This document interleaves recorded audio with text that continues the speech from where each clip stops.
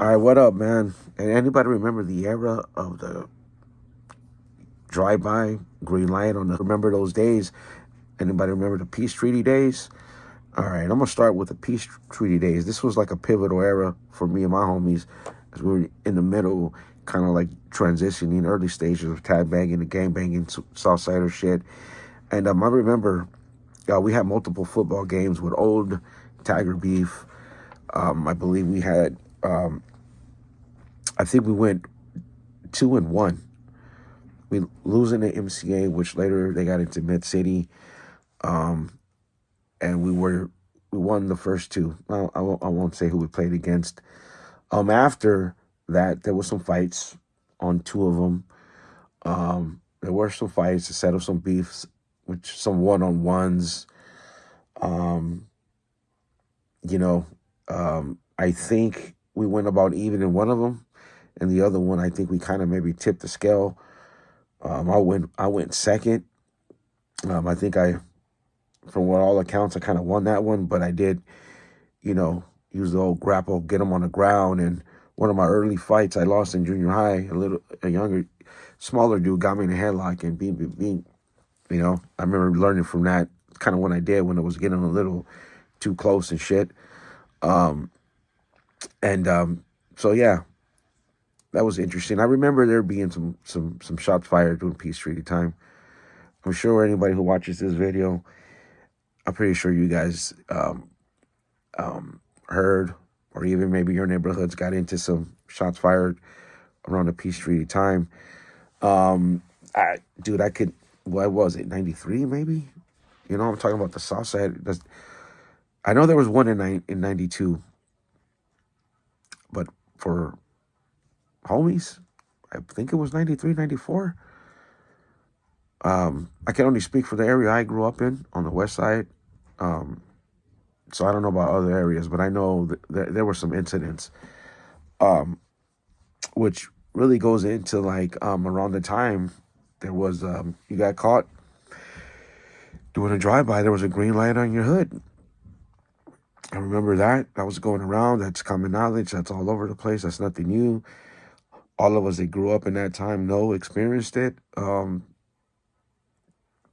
I did my time, I never really ran into any homies coming in that predicament. I heard through the grapevine, because remember, you always got a brother and a cousin and an uncle from some other neighborhood in LA. You could be a West Sider and you got a cousin somewhere in East LA, South Central Watts, Southeast LA, Nella. You know how it is. You always hear stories, and so I know there were some neighborhoods that got lumped up in the county jail.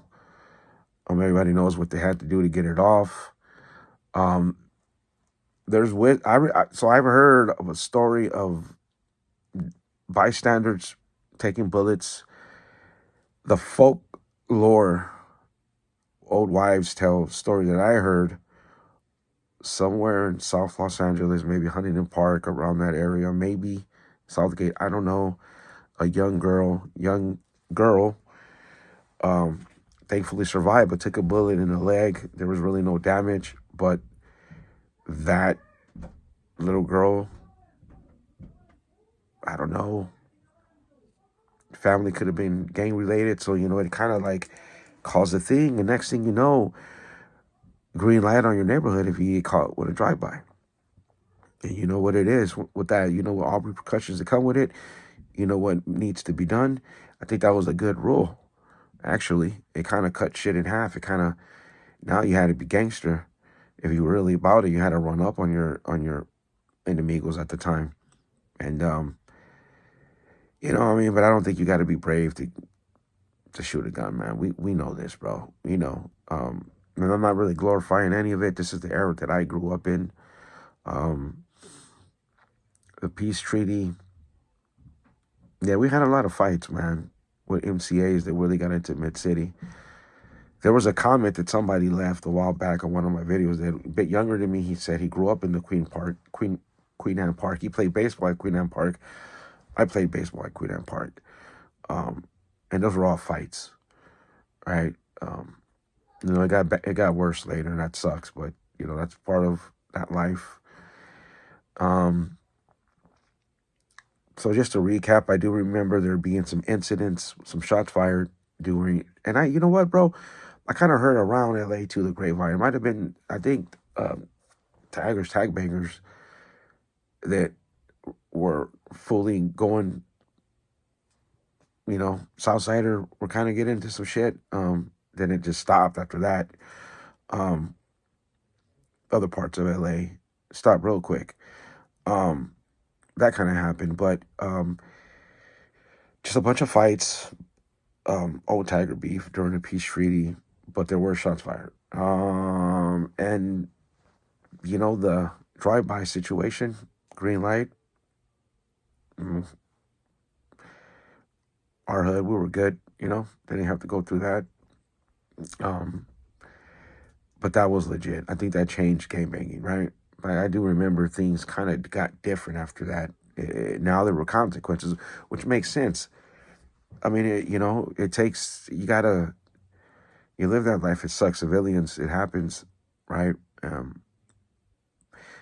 That's the one thing about the structure of game bang in LA that um, goes unnoticed, but doesn't go unnoticed. There's um, tactics to it. There's structure. There's consideration to it. With rules like this, it just kind of zeroes it in on you. Got to be that motherfucker, and if you're gonna game bang and get your enemy or your former enemy, get out the fucking car and handle your business. You know, rules and etiquette go a long way, and then it keeps everything respectful. It was a good rule. All right, man. That's just a quick video. That's kind of what I remember from back in that era. I think I covered it a few times. So, again, much love. Thank you guys for hanging out, supporting this crash out shit. Respect to the Sur always, and respect to Northern California. Moment of silence for the alcoholic and addict who still suffers.